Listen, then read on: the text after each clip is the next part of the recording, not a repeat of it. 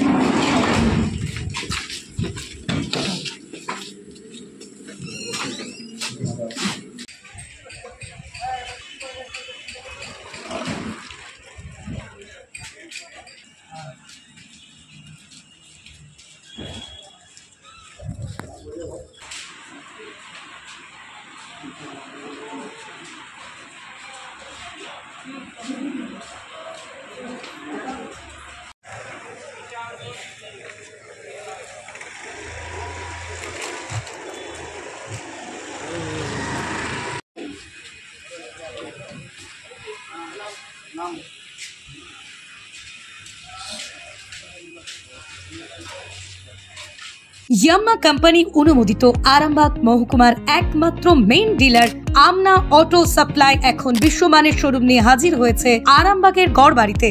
Bike ও স্কুটারের latest collection ন্যায্য মূল্যে পেয়ে যাবেন আমাদের এখানে। অত্যাধুনিক মেশিন, কম্পিউটারের সাহায্যে গাড়ির সমস্ত ফল্ট চিহ্নিত করা এবং কোম্পানির ট্রেনিং প্রাপ্ত মেকানিক দ্বারা গাড়ির সার্ভিসিং করার সুব্যবস্থা রয়েছে।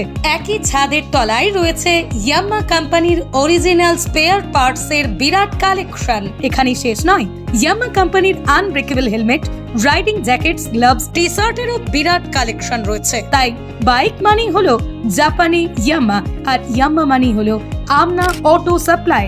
35 বছর ধরে আপনাদের জীবন পথের সঙ্গী।